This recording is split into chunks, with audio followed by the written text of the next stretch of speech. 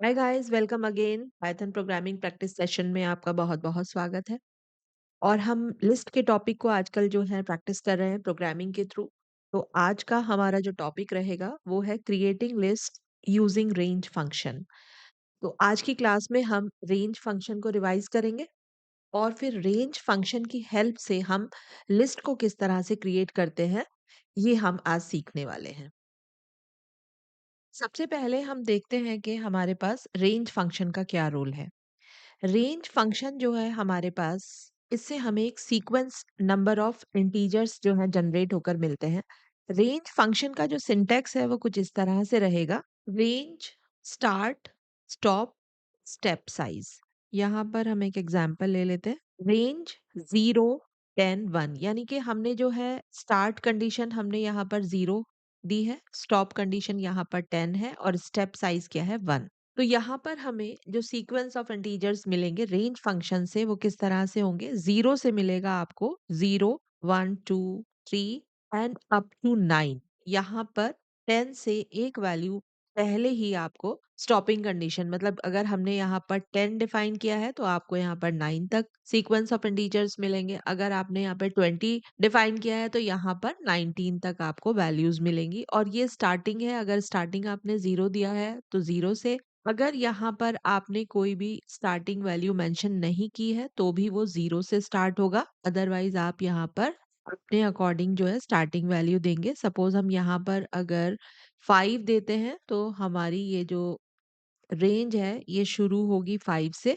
5 6 7 and up to 9, क्योंकि हमने यहाँ पर स्टेप साइज 1 मेंशन किया है। यहाँ पर एक स्टेटमेंट ये ली है मैंने रेंज फंक्शन की। रेंज 4, मतलब स्टार्टिंग वैल्यू 4 9 2। तो यहाँ से हमें जो डेटा मिलेगा वो क्या होगा, 4 to 8 इन स्टेप साइज 2, मतलब हमें वैल्यूज मिलेंगी 4, स्टार्टिंग वैल्यू 4 6 और 8 तक हमें यहाँ पर वैल्यू मिलने वाली है।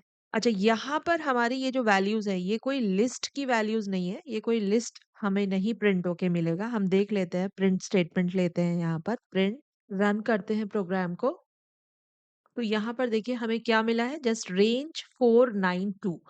ये हमारे पास क्या है, ये एक्चुअली है ऑब्जेक्ट। क्योंकि रेंज यहाँ पर हमारे पास जो क्लास है, रेंज क्लास का ये ऑब्जेक्ट यहाँ पर जस्ट डिस्प्ले हुआ है। तो ये हमारे पास यहाँ पर क्या है, just this is the object given by range. ये जो ऑब्जेक्ट है, इस ऑब्जेक्ट को आप लूप में यूज कर सकते हैं नंबर्स को जनरेट करने के लिए, या मतलब हमारा जो भी प्रोग्राम की रिक्वायरमेंट है उसमें हम इसको लूप में यूज कर सकते हैं। तो एक एग्जांपल से देख लेते हैं कि हम रेंज फंक्शन से कैसे वैल्यूज जनरेट कर सकते हैं। चलिए तो रन करते हैं प्रोग्राम को। तो ये देखिए अब हमें यहाँ पर वैल्यूज जो है प्रिंट होकर मिली है 4 6 8। ये जो हमने यहाँ पे देखा था कि ये जो हमने डिसाइड किया है यहाँ पर, इससे हमें 4 6 8 वैल्यूज जो है मिलती हैं। तो ये अब अगर हम फॉर लूप के साथ रेंज का यूज करते हैं तो इस तरह से हमारे पास वैल्यूज मिलेंगी। और यहाँ पर हम कुछ चेंजेस और करके देख लेते हैं।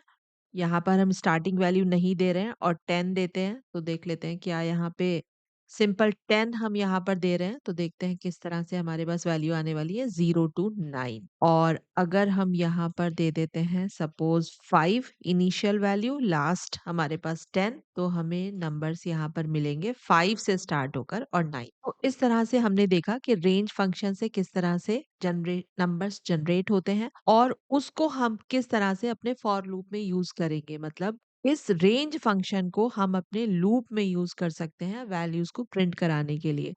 हम यहाँ पर देखेंगे ये जो हम creating list using range function, ये अब हम रेंज फंक्शन को यूज करते हुए लिस्ट को कैसे क्रिएट करेंगे। तो यहाँ पर हम यूज करेंगे अपने लिस्ट फंक्शन का। Now list 1 is equal to list function हम यूज करेंगे यहाँ पे, और यहाँ पर हम लेंगे रेंज। रेंज सपोज हमने यहाँ पे दिया 10, और अब हम यहाँ पर प्रिंट करते हैं प्रिंट लिस्ट 1। तो अब रिजल्ट देखते हैं इस प्रोग्राम का हम। तो ये देखिए अब हम, ये हमें लिस्ट मिली है यहाँ पर। आपके स्क्वायर ब्रैकेट्स में सारी वैल्यूज हैं और सेपरेटेड बाय कॉमा। तो यहाँ पर ये हमें लिस्ट मिली है। तो इस तरह से आप लिस्ट फंक्शन के साथ रेंज फंक्शन को यूज करके, मतलब यहाँ पे आप देख रहे हैं, आप एज अ आर्ग्यूमेंट हमने इसको पास किया है। तो लिस्ट फंक्शन में रेंज को आप यूज करके लिस्ट क्रिएट कर सकते हैं।